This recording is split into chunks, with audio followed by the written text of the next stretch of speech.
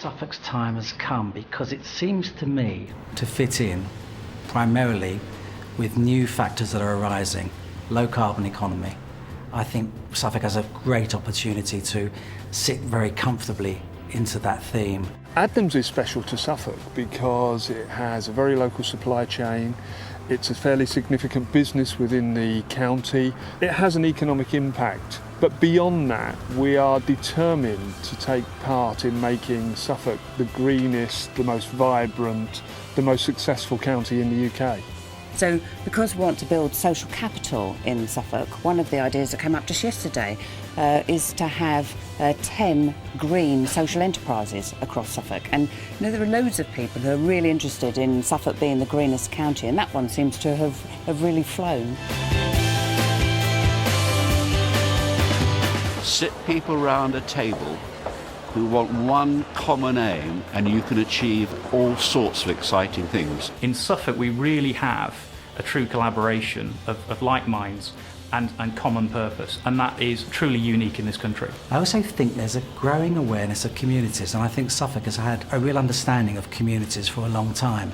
Collaboration is absolutely imperative. I think if you look here at level 2, the way the foundation has been involves so many collaborative ways. Yeah, Level 2's a project that welcomes young people from 11 to 19 and up to 25 if they have additional needs. In the past, particularly around housing issues, it's been really, really difficult for a young person who will literally bounce around and be sent from one agency to another.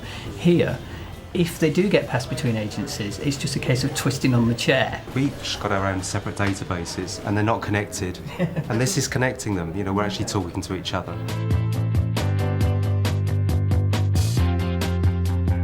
I think if you look at the business sector as well, I can see that Suffolk is an ideal place to start new models of business. What we have here at the Suffolk Food Hall is a collection of different businesses. We're all small, independent little businesses, and it's really a strength in numbers that allows us to offer something to customers. And what we're trying to achieve here is to get something like a small market town feel under one roof.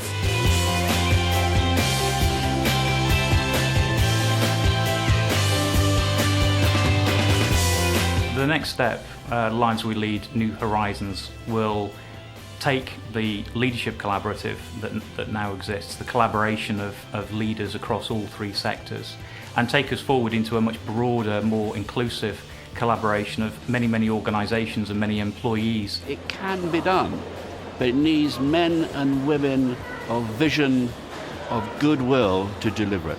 And we have it here in this county. That's what's special about Suffolk. I'm an incredibly passionate person, but I've never felt so strongly about a piece of work. I've never been so convinced that this is the future. Suffolk needs to seize this moment by forging new relationships, by getting business and the public sector working together, by identifying some common themes and everybody pushing forward and gaining real traction in that area. What's really exciting about this is that it is truly across the sectors. It is public, private and the third sector working together. And I think that's got to be the future. The big question for Suffolk. Pardon? That's an interesting question. I think the big question is to raise aspiration levels. I think the big question for Suffolk is what it wants to grow up to be. It still remains one of the UK's best kept secrets. And I guess my big question is, what are we going to do about that? 400 years ago, this was the economic powerhouse of England, if not Northern Europe. And we're some way away from being that now. But we have the opportunity to go towards those lofty heights once again.